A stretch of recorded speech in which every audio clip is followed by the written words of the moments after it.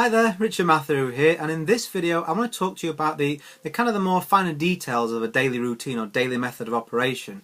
See, most of you have got the emotional side down. You know, you're kind of like, yes, I'm fired up, and I get a lot of you when we're talking to each other, you know, I'm really going to go at this big. When Monday comes around, that's the day, this is the day I'm really going to get back on track with it. So you've got the why and why it's important to you and all this energy, but then what do you do with that passion? It comes to Monday morning, you've got a blank sheet of paper and all these goals and a new dream board and everything around you, but you know, how do you go out there and build a routine so that you can have a successful business? You know, that's the missing link for a lot of you, the actual tactical side of things, not the emotional. The will is there, the tactics are lacking. A daily method of operation really does rectify that. So I'm going to give you some conceptual stuff so you can go and create your own, and also give you my routine so you can copy that if you so wish. So let's look at the conceptual side. Let me help give you the tools to make your own routine if that's what you want to do. Well, first and foremost, you need to be more realistic. I made this mistake, and a lot of you do the same now. You perhaps look at my routine when I give it you at the end. You know, that's not set in stone. I'm a professional at this. You know, I don't have any other professional commitments. Is my routine the same now as it was 12 months ago? Hell no, definitely not. Because when I first started, I was still working 60 odd hours a week. The stresses of that business, my daughter had just come along, and also my skills weren't the same. Now I can do a video and have this will be uploaded and shared to where I share it to in about 30 minutes tops. It took me 2 hours to do a video before because I kept remaking it and messing up and hating it, and you know, you just don't have the skills. So it progresses over time. Give yourself some leeway, give yourself some room. If it's making 5 phone calls, it's making 5 phone calls. Just because you can't make 50 like, you know, Todd Falcone doesn't mean you're not going to get results. In fact, if you try and go out there and make 50 phone calls tomorrow and you're not a professional at this, you're going to hate it. You're going to make 20 and realise you've run out of time. You're going to then say, well, I'm going to make 80 tomorrow, and that's not going to happen either. And then before the end of the week, you're going to quit, and you're going to say, well, this isn't work for me. I don't know what I thought I was going to do. What do I do now? Far better to make 5 a day, which is 35 a week, you know, 140 a month. That's 140 people at the end of this month. If you just went 5 phone calls was your entire routine, that didn't know about you or your business, that now do by the end of the month. You know, can you see if you tried to make 50 a day, you'd let 20 people know and quit. 5 a day, 140 you're going to know by the end of the month, and you can absolutely fit that into your schedule. Be realistic, because it allows you to be consistent. That's what's going to build momentum and stop you having this kind of stop-start, you know, peaks and troughs in emotion and activity. Momentum is key in this industry. Next point I want to make, you need to base your routine around active prospecting. You know, this is a mistake a lot of you make.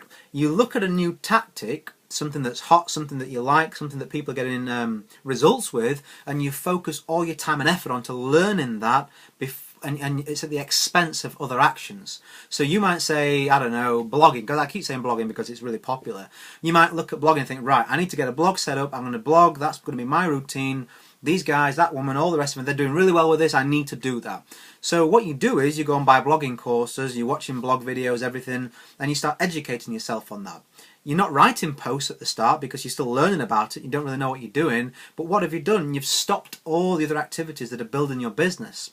While you spend 1, 2, 3 weeks a month learning about how to, the logistics, the mechanics of it all, how to put your content together, you know, how to be good at this and good at that, you're not doing anything else to build your business. By the end of the day, you might have more up here, more knowledge, but nobody else knows about you, your business, or your product, and that's what counts. We're not paid for knowledge, we're paid for sales and recruiting. Okay, that's what you're paid for. And if you're not letting people know about your product and know about you and helping them to share in that, doesn't matter what you know, you need to convey that. How many unemployed graduates do you know these days? Knowledge counts for nothing, it's the application of it and the need for your target audience. Okay, so don't stop whatever you're doing to learn a new skill. Make sure active prospecting, getting the word out about you and your product is the #1 thing that you do before you do anything else. The new project, the new skill comes at the end of the day with whatever free time you've got. You work on that after you've put the message out there. Always that way around, no excuses. So you've got your active prospecting first. The second thing that I would do, I use think too much. The second point I want to make is put value into the target marketplace. So for me, you guys are my target market, existing network marketers. I know you love the industry, perhaps you've not got support or education, so I provide you with that. I put videos out, blog posts, I coach. Why do I do that? Well, I do that because I like it, and I like to think I'm a religious man, but I believe in karma. Also, vast majority of my team are people that have watched my videos, watched my blog posts, and at some point on their own, you make that decision that, well, this guy's never pressured me. This guy's given me a lot of information. I wonder what it's like if I'm actually working closely with him. Imagine what I could be in on there if this is what he puts out in public. And that's what you want to get with your target audience. Show them snippets of what you know. Give them enough help so that they can go out there and be successful and solve their problems. You know, and know that within yourself that what you have is something special because you've worked on it, you've built those skills. You know, share that with other people and share even more with your team. You know, I spoil your team. I spoil them like crazy because it's, you know, they're taking a step to deserve it. Put value into the target marketplace. That's important. Third point that I want to make, I've kind of covered this already, is that after you've done those two things, actively prospected, put value into the marketplace, then you work on your new projects. That's when you work on your new skills.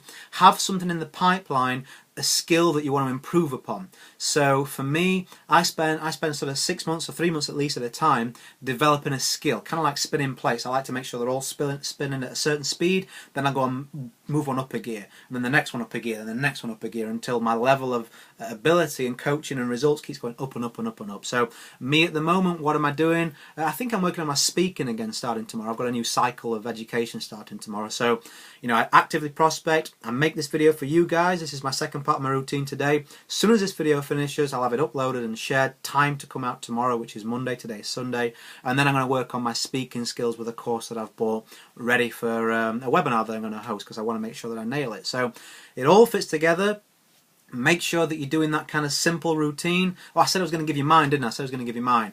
I make 70 new connections a day. I do that online, okay? I like LinkedIn. I just like LinkedIn. I send out 70 connections a day on LinkedIn, and then as soon as they accept, I reply introducing myself. We get to know each other. If I feel I can help them and I want to work with them because I'm quite picky, then I will, you know, hopefully bring them into my business. After that, I've already done that today. I make this video.